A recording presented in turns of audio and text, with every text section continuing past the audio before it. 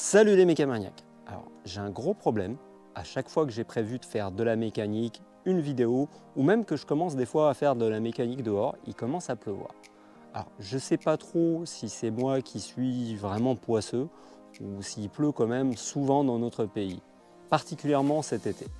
Je pense qu'il y a un peu des deux. J'ai la chance d'avoir un garage, ce qui n'est pas le cas de tout le monde, mais malheureusement, comme beaucoup de personnes qui ont un garage, il est encombré par un tas de trucs. Et chez moi, c'est encore plus accentué, vu que je fais pas mal de travaux dans ma maison. Donc j'ai bien essayé de trouver une solution. J'ai même récemment construit ce truc-là, qui est derrière moi, un abri de jardin, afin de pouvoir libérer de la place dans le garage et enfin avoir la place nécessaire de faire de la mécanique et des vidéos. Mais pour l'instant, c'est pas très probant. Et en plus, construire ce truc-là, ça m'a pris pas mal de temps. Et c'est entre autres pour ça que vous avez vu beaucoup moins de vidéos ces derniers temps. Et donc la solution que j'ai trouvée en attendant, c'est d'acheter un paddock. Donc c'est ce qu'on va voir dans la vidéo d'aujourd'hui. C'est parti!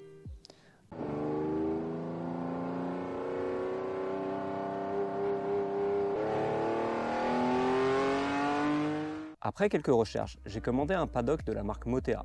Donc c'est pas du tout un sponsor, c'est un produit que j'ai sélectionné moi-même et que j'ai payé avec mon propre argent. Tu trouveras également ce type de produit avec le nom tonnelle ou même pavillon. Et la différence principale que tu vas trouver entre le produit que j'ai acheté et ce que tu peux trouver en magasin de bricolage ou de jardinage, c'est d'une part la solidité et d'autre part le temps qu'il va te falloir pour le déplier. Alors j'ai déjà une tonnelle que j'avais achetée pour mon jardin. Par contre le souci c'est qu'il faut pas mal de temps pour la monter. Et le deuxième problème c'est que je l'avais laissée une fois, qu'il pleuvait un peu fort. Et voilà l'état dans lequel on finit les tubes. Donc peut-être que je vais réparer ça un jour. Mais bon, dans tous les cas, comme tu peux voir, niveau solidité, c'est pas ça. Le produit que j'ai acheté, sur le papier, il est fait avec de l'acier 0,6 mm. Normalement, ça devrait être bien plus solide. On verra ça. Il existe différentes tailles de paddock. Moi, j'ai pris un modèle qui fait 3 mètres par 3 mètres. Je voulais pas quelque chose de trop grand parce que j'avais peur d'avoir des soucis pour le déplier tout seul. Mais si tu en as besoin, il existe également des versions 3 mètres par 4 mètres 50, 3 mètres par 6 mètres. Les modèles peuvent être fermés avec des parois noires ou transparentes selon les modèles. Tout est détaillé, tu peux par exemple acheter un paddock sans parois et acheter les parois par la suite, si tu en as besoin. Je te mettrai différents liens en description de la vidéo si jamais le produit t'intéresse. À noter que si tu veux le commander, curieusement, malgré une promo qui est en cours sur le site, il revient moins cher de le commander sur eBay. J'avoue ne pas comprendre. Je te conseille plutôt de le commander sur eBay. Moi, je l'ai commandé sur eBay. La version 3 par 3 sans parois, je crois qu'elle commence à 124 €. Et la version que moi j'ai pris avec des parois noires, je crois qu'elle est à 174 € en ce moment. Donc j'ai reçu ça ce matin. J'ai juste ouvert pour contrôler le colis, mais j'ai encore rien déballé. Là, tu vois, Motea. C'est le nom du site, je ne sais pas s'ils sont vraiment fabricants de ce produit. Là, c'est le toit, donc ça, on va mettre ça de côté tout de suite. Dans ce carton-là, ça doit être très certainement les parois noires. Donc on verra ça après. J'en montrerai peut-être une pour voir ce que ça donne. Normalement, ça tient en une seule pièce, voire deux pièces. Malheureusement, il n'y a pas de notice. Bon, on va dire qu'il n'y en a pas besoin alors. Comment on monte ça? On va voir.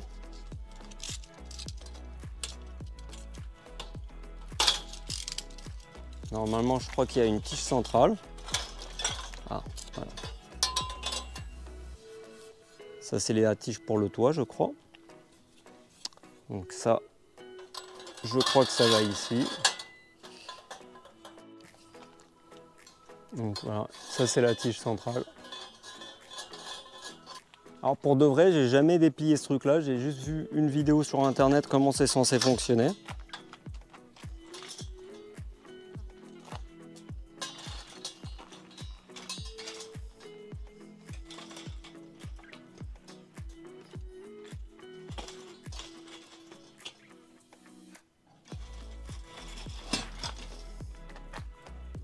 Bon, là, à cette étape-là, je te dirais que ça serait utile d'être deux quand même.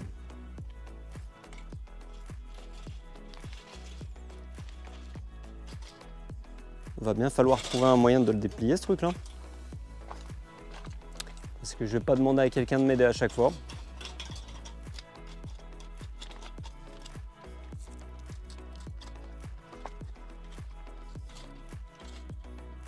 On va essayer comme ça.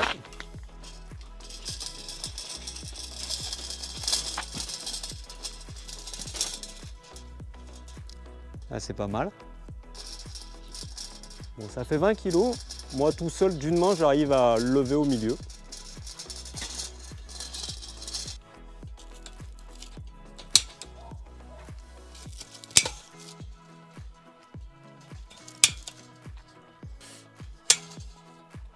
Bon, finalement ça se fait pas trop mal. Une fois que tu as levé au milieu, il suffit de verrouiller ce truc là. Hop. Voilà. Normalement il est comme ça.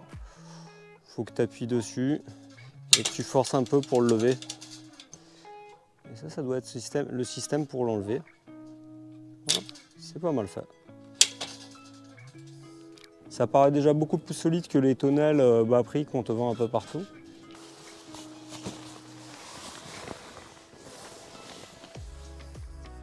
Bon, manifestement, faut pas l'accrocher sur les côtés avant d'avoir mis ça au milieu.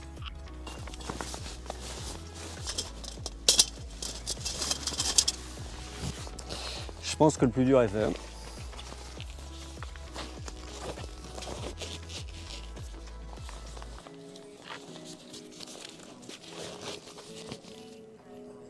Donc j'ai mis les trois côtés, j'ai gardé le dernier côté pour la fin. Le dernier côté est un peu plus difficile à mettre.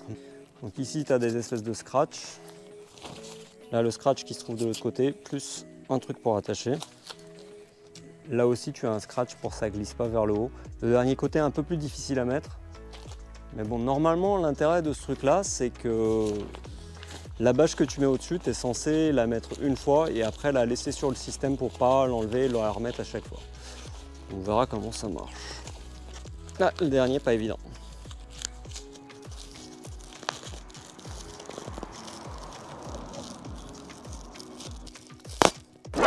Oula.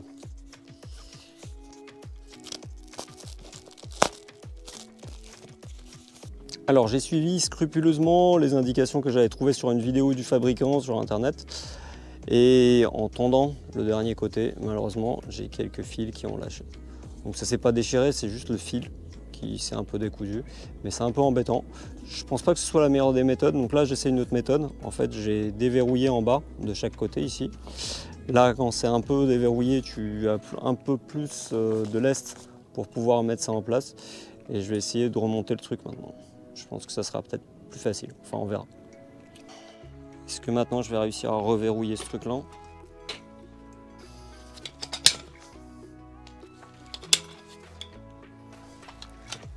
Voilà, verrouillé.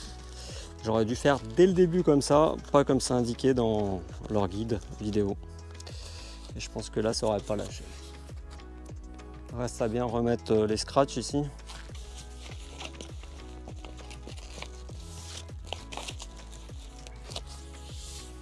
Et là, je vais faire les quatre côtés. Je pense qu'il faut mettre la petite ficelle là.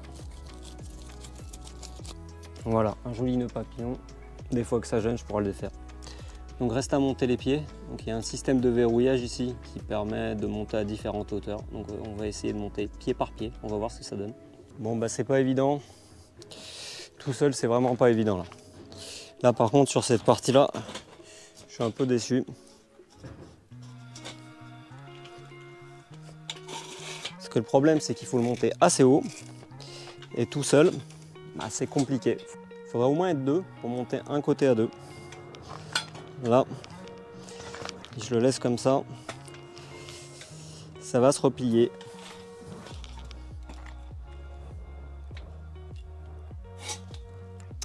Bon, c'est pas ouf.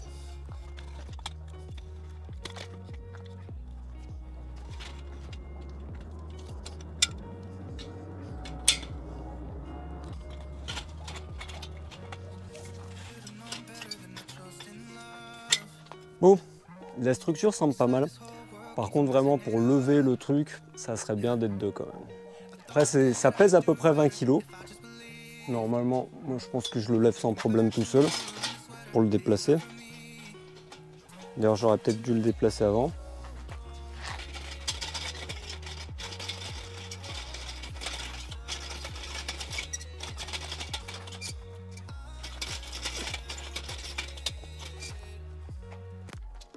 Et voilà ce que ça donne, une tonnelle de 3 mètres par 3 placée au-dessus de la 159. Franchement, pour travailler sur tout ce qui est train avant et le capot, ça suffit. Après, si tu as besoin de travailler à l'arrière, tu peux le déplacer. Moi, je pourrais le déplacer, ça me va très bien. J'aurais pu prendre le modèle 3 mètres par 4 mètres 50, mais ça aurait été plus compliqué à déplier. Là, c'est déjà limite. Franchement, vaut mieux être 2. Regarde, c'est pas mal quand même. Il y a suffisamment de place pour se mettre devant.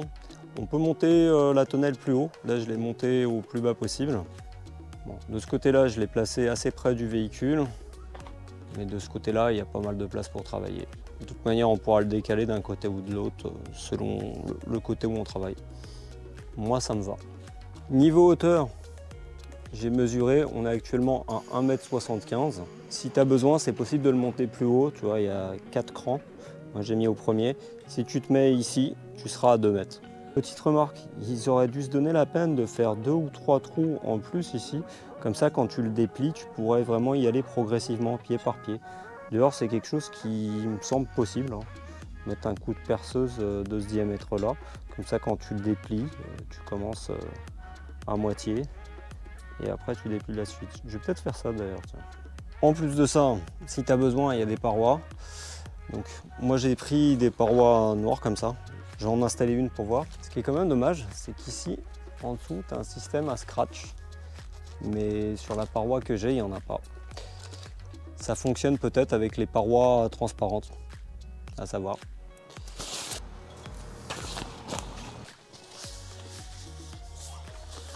Bon, là c'est pas mal, il commence à faire un petit peu sombre là. Ce que je trouve moyen, c'est le système d'attache, ils n'ont pas prévu un truc au même niveau, ça aurait été bien d'avoir une barre ou un truc qui se mette au même niveau. Parce qu'ici tu es tout en haut, ici forcément si tu t'attaches au milieu, bah, tu vas être plus bas. Et là-bas tu seras à nouveau plus haut. Bon, à voir comment se fixent les côtés transparents. Mais dans l'ensemble ça rend propre et puis l'essentiel c'est surtout que ça protège de la pluie. Donc là j'ai plutôt serré contre le véhicule de ce côté-là, mais j'ai encore largement la place de passer.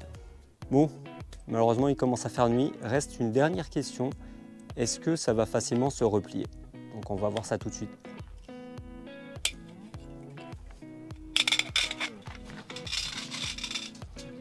Bon, là je triche un peu, ça s'appuie sur la boîte aux lettres.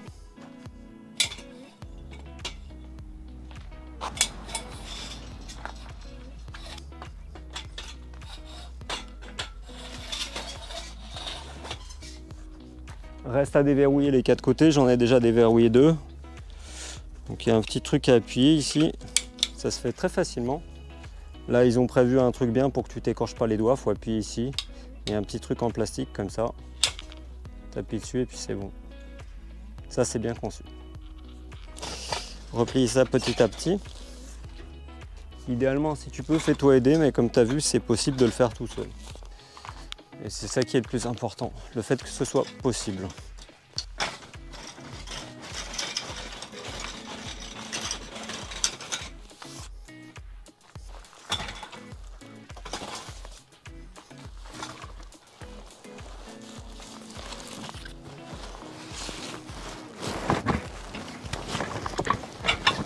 Donc, je ne l'ai pas dit avant, mais bien entendu, le toit est étanche.